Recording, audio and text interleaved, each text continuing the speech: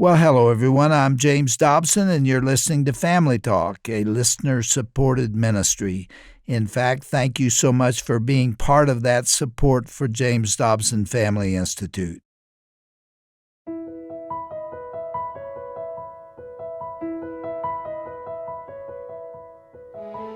Well, welcome back to Family Talk, everyone, which is the broadcast division of the Dr. James Dobson Family Institute.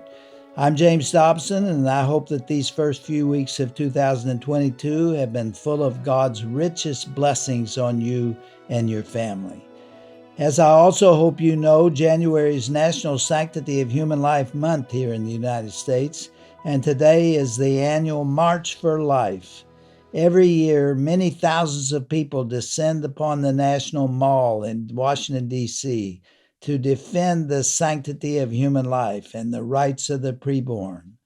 These concerned people are marching on the mall right now, and they're going to the steps of the Capitol in remembrance of 63 million lives that have been lost, killed by abortions in the past 49 years. On today's edition of Family Talk, we're sharing the conclusion of an important presentation delivered by Dr. Bill Lile. He's a passionate defender of life who spoke during an event in Colorado last year that was sponsored by JDFI.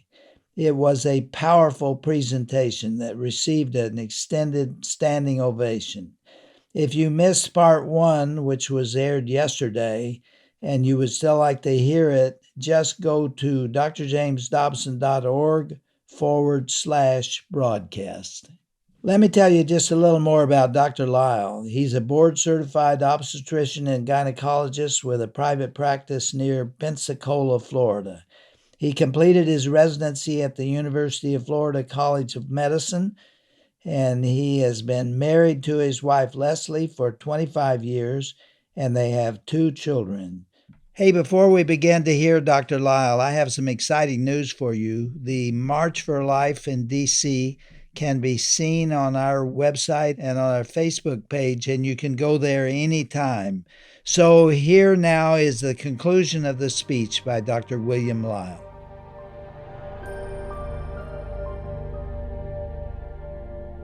The 14th Amendment says, "Nor shall any state deprive any person of life, liberty, or property without due process." Throughout history, if you want to persecute one group, the Jews, the German Supreme Court, the Reichsrichter, says the Jews are not persons within the legal sense. Women's right to vote, Native Americans, African Americans. When you want to have power over any group, deny them a personhood. Well, guess what? Even the medical community says that all patients are persons. And if we are doing blood transfusions, heart surgery, spina bifida surgery, they are a patient, and therefore they are a person that deserves our protection. We can do not just imaging, we can do DNA tests of the babies on the inside. You know that 7 weeks after conception, a routine test, that I can do a blood test on the mom, just getting a little bit of blood from her arm, and I can not only tell you with more than 99% accuracy, 7 weeks after conception, whether this is going to be a boy or a girl, but I can do genetic studies on these babies on the inside. Why? Because these little fragments of DNA go over into the mom's blood, and then we can separate out the baby's fragments from the mom's fragments. 95% of these fragments are from the mom, 5% are from the baby, and we can separate out that 5%, and we can do genetic studies. This is my 23andMe, where you can see where my history is. This is the exact type of history that we can get from these babies 7 weeks after conception, just with a blood test from the mom. But here's another key. 2 hours after a baby is even born or a baby is aborted, you can't do this test because little baby Elvis giving these fragments of DNA has left the building. This baby is no longer there, and 2 hours afterwards, once this baby is not in the womb anymore, we no longer have that baby's DNA, which is unique and separate from the mom. So when this young girl, with her smiling, pleasant face, says, "It's my body, it's my choice," unless it's a COVID vaccination, then that rule does not apply, all right? But she says, "It's my body, it's my choice." Well, half the time, first of all, that little body on the inside is going to be a boy's body, and that is not going to be part of your body. We have XX chromosomes on mom, we have XY chromosomes on the baby. Babies can have different blood type. They are a perfect mix between dad's genetics and mom's genetics. Mom is an amazing life support system, but this is not part of her body there on the inside. I don't know about Colorado, but we have a problem with narcotics in Florida. Y'all have a problem here? It's a problem nationwide. In fact, in 2020, we had 93,000 people that died of narcotic overdoses here just in our country. And they've changed all the rules as far as prescribing. I can't prescribe a narcotic unless I look up the patient, find out all the physicians that have given them, and I even have to prescribe Narcan if they have a certain score. And that Narcan is an antidote for a narcotic overdose. 92,000 babies. It'll break your heart. But why did I pick a heart here? Because how long does it take in the United States for us to lose 92,000 babies in the womb? In 2020, it was 45 days, Valentine's Day. Guys, when you are in the 7-Eleven getting your wife a Valentine's Day card because you forgot about it, I want you to think about we have already hit that point of 92,000 babies that have been killed in the womb, created in the image of God at the moment of conception, but we've already equaled the number of narcotic overdose deaths when it comes to abortions in 45 days. So we save patients' lives with Narcan, which is like a sleeping beauty medication. They are out, they are not breathing. We give them Narcan, and boom, they just sit up. The abortion pill is another tragedy that is happening here in the United States. The abortion pill is now available mail order, and it's available via telemedicine because of all the things that have happened with COVID. How does it work? It's called RU46. Anybody work in a restaurant? Anybody? All right. If the chef says 86 the meatloaf, what does that mean? Kill the meatloaf. There's no more meatloaf. Look at this medication. RU486ing this life on the inside of the womb. You know, how does it work? It blocks a very important hormone called progesterone. When is it used? And I want you to understand the difference between the morning after pill, which is evil in its own way. The morning after pill is 72 hours after intercourse. The abortion pill is 70 days, 10 weeks. You saw my daughter jumping and sliding at 12 weeks. This is 98% effective in killing the baby in the womb up to 70 days. It works by blocking a hormone called progesterone. Everything in the woman's body that is good for a pregnancy is managed by this coach, this conductor of pregnancy called progesterone. In fact, we get this name from it is a progestational steroid hormone. It's like, okay, attention body, we have a new full-time job. We are going to support this pregnancy. We're going to send more nutrition. We're going to relax the uterus to allow for growth. We're going to close the cervix, and we're going to support this pregnancy. This is our new full-time job. The abortion pill blocks this hormone called progesterone. Before COVID, we said that 39% of all abortions were performed with the abortion pill. Now with COVID, it's now over 50% of all the abortions are now performed with the abortion pill. In fact, a federal judge in Maryland said it was an undue burden for a woman to go into an office to get an ultrasound, and that's why it is now available via telemedicine and even mail order to your home. And that is an absolute tragedy here in the United States. In fact, you see these ads, a safe at-home abortion is available. Yeah. Bleeding, cramping, and pain. Typically, the young girl is going to be upstairs in her bathroom by herself. She might be 8, 9, 10 weeks along. She got mail order abortion pills. When I induce a patient at term, I give her 25 micrograms of a medication to give her contractions. With the abortion pill regimen, it is 800 micrograms of the same medication. So you'll talk about intense pain, cramping, bleeding, and it's not just that it gets absorbed. You are passing everything that you saw on the ultrasound of that baby on the inside. It is absolutely horrible. But this is not about health care, and I'll tell you why. The number one killer of women in the United States who are pregnant in the first trimester is still a ruptured ectopic pregnancy. If a woman does not have an ultrasound, you don't know where that pregnancy is. You just know that there is a pregnancy. It's the ultrasound that says where. So a young girl is given the abortion pill, maybe mail order, and she's told, you're going to have bleeding, cramping, and pain. As opposed to if she has an ectopic tubal pregnancy, she's also going to have bleeding, cramping, and pain. How is she supposed to know the difference between one bleeding, cramping, and pain and the other? Women will be hurt and women will die because they think they're having an abortion. Meanwhile, they're suffering the effects of a ectopic tubal pregnancy. So is there an antidote for the abortion pill? Sure. Just like with a narcotic overdose, we give them Narcan. If somebody takes the abortion pill and changes their mind, their progesterone levels were going up. They take the abortion pill and the progesterone levels go down. When we can reverse it, we just give them the exact same progesterone that their body produces anyway. And it's not just, this is the antidote for the abortion pill. This is used in regular routine obstetrics all the time. My wife and I have 2 perfect kids, but we had 4 miscarriages. If I have a patient she got pregnant, she had a miscarriage, got pregnant, have a miscarriage, she might not have enough progesterone. It's called a luteal phase defect. So what is the standard of care? We give her progesterone. It is bioidentical. It's made from yams and soybeans, and you can't tell the difference between the chemical that is made in the woman's body and this medication. We use it for recurrent miscarriage. All of my twins and triplets go on Prometrium. It prevents preterm labor. So it's not just the abortion pill antidote. It's something that we use in routine obstetrics all the time. And if we know in enough time, we can actually reverse the effect safely for the mom and safely for the baby with the antidote medication. In fact, we have a website, abortionpillreversal.com. We have a toll-free number. We have nurses that manage that, get all the information. We've trained over 500 doctors on these protocols. I spent a weekend in Dublin, Ireland, training 60 docs over there. But you know what? Within the first month, we had 3 successful reversals, and it's socialized medicine, National Health Service, and they told all the obstetricians, you do that again, you reverse the effect of the abortion pill, you will lose your license. There is incredible intimidation, and it's happening here in the United States as well. So what happens? I'm going to give you a quick story. I had a patient who lived in Destin, Florida. She was 9 weeks pregnant, and her boyfriend, when she said, hey, guess what, I'm pregnant, her boyfriend said, you better do something about that or I'm going to leave you. Well, she should have said, bye, Felicia, and just left the loser, but she called the abortion clinic up in Tallahassee. They said, we can't get you in for 2 weeks. She goes, I only have 1 more week to take the abortion pill. They said, well, try Jacksonville, Florida. She drove 5 hours from Destin, Florida to Jacksonville, Florida. She went to Jacksonville, Florida. She took the abortion pill. She swiped her credit card. She signed the consent. She got back in her car, and she hops on I-10. So she's hopping on I-10. She's heading west back towards Destin, Florida.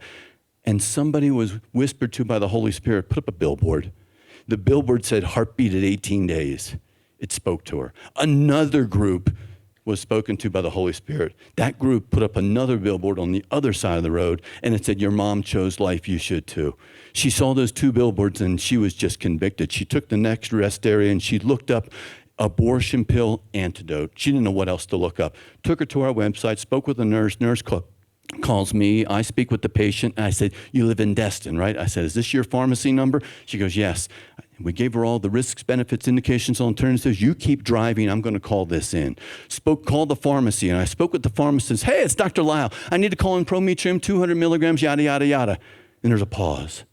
And the pharmacist says, Dr. Lile, are you trying to reverse an abortion pill? We're taught to be bold. I said, yes, ma'am, I am. And she goes, oh my gosh. She goes, I'm so excited. She goes, I've read about this, but I'd never been involved with this. I said, well, she doesn't have any money. I said, I want to put this on my credit card. She goes, I can't take your credit card. I said, it's Amex, it's good, you know? And she goes, no. She goes, I'm so excited about this. She goes, I'm going to take good care of her, and I'm going to pay for this medication.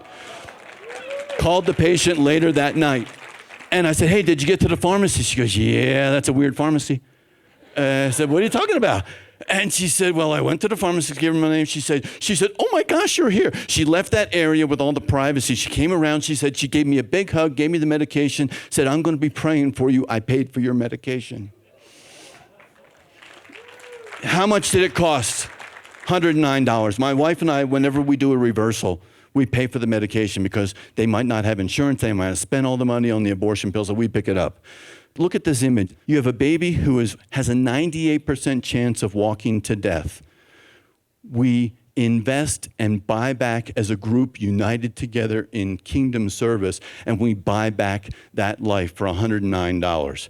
Compare that to all of us, where 100% of us were walking to death and eternal separation from God, yet then we are bought back. And what's the spiritual word for that? We are redeemed. We're bought back, not with $109 worth of Prometrium. We're bought back with the blood of Christ. When you look at the studies, they will show in the surveys that in the evangelical church, 18% of all the members have personally been involved with an abortion. In the Catholic Church, it's 24%. If we are not hearing the truth of forgiveness coming from our pulpits on Sundays, then how do we expect the message of forgiveness and the gospel to reach these people? You have healing. Healing only comes with true forgiveness, and true forgiveness only comes through the blood of Christ. So yes, we're redeeming these babies, but it's the message of the gospel that is redeeming these moms as well. And it's the best example. I'll have people come up and say, you know what, I knew redeemed was good. Redeemed, how I love to proclaim it. But she goes, now I understand what it means to be bought back. Where am I? San Francisco, why is the bridge on the left? Because everything in California is on the left these days. But there was it unfortunately has become the main focal point for a lot of suicides. 18 people we know of have jumped off the Golden Gate Bridge. They've now spent $200 million on a net support system to try to catch some of these people. But we know of 1,800 people that have jumped off, fallen 225 feet to the ground. But you know what? Everybody doesn't die. In fact, a psychologist realized that there were 29 cases of people who jumped off that bridge and survived. They got fished out by a fisherman or by the Coast Guard. Well, like Tim Clinton would hear that information. He goes, I got to talk to him. So she found these 29 people, and she said, I got to find out what was going through your mind. And they all said the same thing. I walked out onto the bridge. Nobody loves me. Nobody cares for me. Nobody's here to help me. And the world will be better without me in it. And they jumped off the bridge. And then she's like, and then went through your mind. She goes, and 29 of 29 said, as soon as I saw the bridge above me and I realized I was falling, I cried out to God and said, I don't want to die. And by some miracle, God saved their life. Did they have regrets from jumping off the bridge? Sure. Do people have these same regrets when they walk into the abortion clinic saying, nobody loves me, nobody cares for me, nobody's going to help me out. This baby would be better off not to be born. And then they take the abortion pill. But then do they walk out and have regrets? Yeah, they sure do. I mean, we have now documented over 2,500 successful abortion pill reversals that our group has already been involved with personally. We've trained 500 docs and we've traveled around the world. It's the message of redemption. It's the message of buying back. So is it a choice? I mean, you had your choice, tea or coffee. You had your dessert choices last night.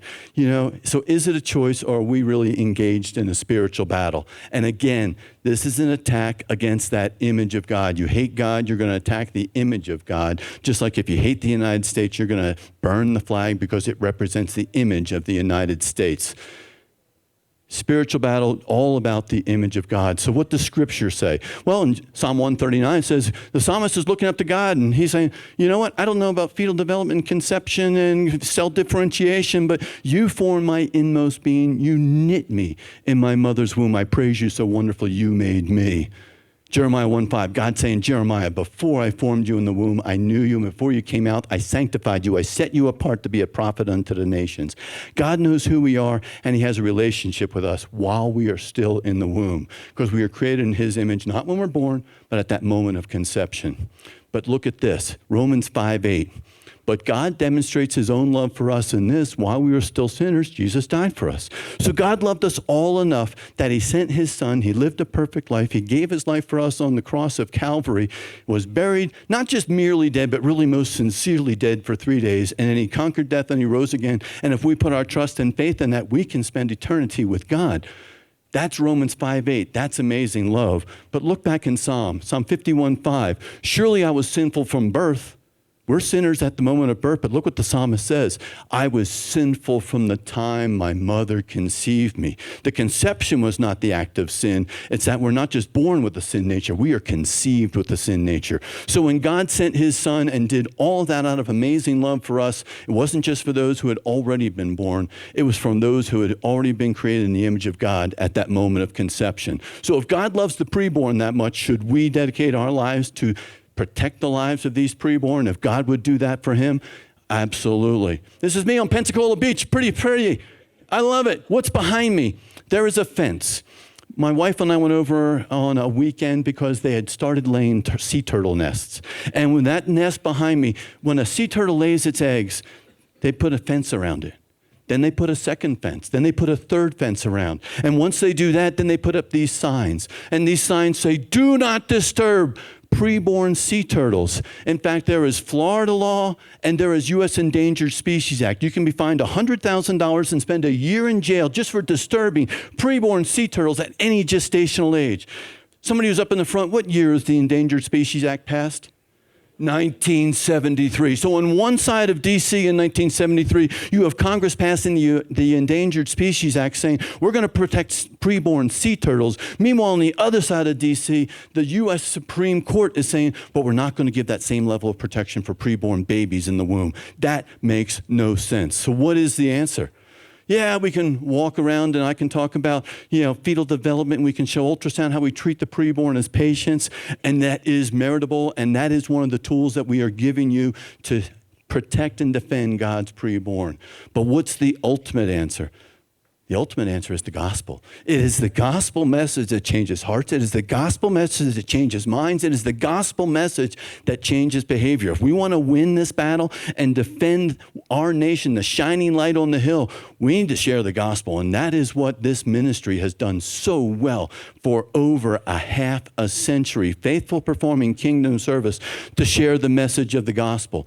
There is a reason that we are here. 5 years from now, I don't know if we're going to have the freedoms to gather together to perform kingdom service. I don't know if we're going to have free elections even 5 years from now. I am concerned about the fate of this nation. I think about Judges. Remember in Judges 3, 4, 5, and 6, the children of Israel who were God's chosen people, and the children of Israel did evil in the sight of the Lord. And then what did he do? He delivered them into the hands of the enemies. He strengthened the enemies. They were in bondage for 8 years. And then what happened? Well, are we committing evil in the sight of the Lord? 93 million babies created in the image of God, and we allowed that to occur here in the United States? We sure have. So what are we going to do? We have Judges that has given us what happens if we commit evil in the sight of the Lord. And so it's a matter of how are we going to get involved? How are we going to defend God's kingdom, God's preborn? It's through ministries like this. When it comes to fighting, we've had that message and that theme of fighting. Would I fight for my wife? Absolutely. Would I fight for my kids? Absolutely. Would I fight for my grandkids that are hopefully coming along? I sure would, because we need to fight to preserve the republic that we enjoy for our kids and for our grandkids. We need to follow the example of Dr. Jim and Miss Shirley. Why? Because they have been faithful servants. So what is our goal when it comes to our lives and performing kingdom service? Our goal is to hear the same words that Dr. Jim and Miss Shirley are going to hear. And our goal should be when we die and we are going to be in the presence of God forever, we're going to think about our kingdom service for the 70, 80, 90 years we had on earth. In return, eternity in the presence of God. And what we want to hear are the same words that Dr. Jim and Miss Shirley are going to be hearing. We want to hear, well done, thou good and faithful servant. God bless you and God bless the United States.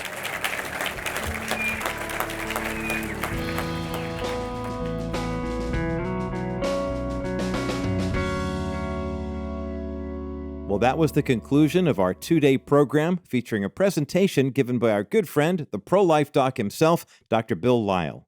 Dr. Lile is a practicing OBGYN in the states of Florida as well as Alabama. In addition to his practice, he also travels the country all throughout the year, sharing the truth about life in the womb and offering hope and encouragement to everyone he interacts with. If you missed any part of today's or yesterday's broadcast, remember you can listen to them both online by visiting drjamesdobson.org/broadcast. While you're there, you can also learn more about Dr. Bill Lile and his ministry, and even request a CD copy of this 2-day program if you'd like. Again, our ministry web address is drjamesdobson.org, and then enter /broadcast. Now, before we go, I'd like to remind you that today is the annual March for Life. Every year, hundreds of thousands of people descend upon the National Mall in Washington, D.C. to stand up for the sanctity of life and the rights of the preborn. Then they march from the National Mall to the steps of the U.S. Capitol in a show of solidarity for the millions of lives that have been taken by abortion.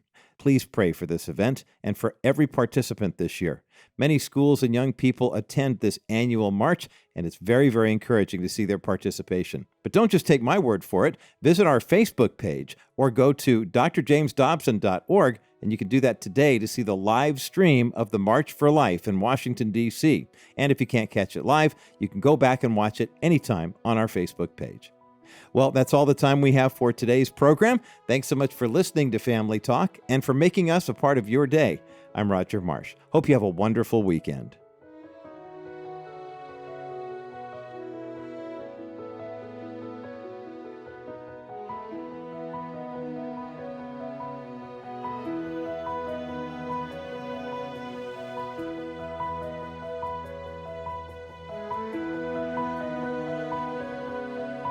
This has been a presentation of the Dr. James Dobson Family Institute.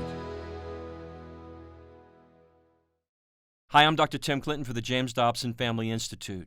Who inspires you on matters of faith, family, and culture? If you don't already get it, sign up for Dr. Dobson's monthly newsletter at drjamesdobson.org. Each month, you're going to receive insight and news that impacts your family and solid advice that you can trust. Whether it's wisdom for parents, tips for building a lasting marriage, or discernment on issues your family may be facing, you're going to find direction, encouragement, and more every month. Visit drjamesdobson.org and sign up for that monthly newsletter today. And again, that's drjamesdobson.org. You'll be glad you did.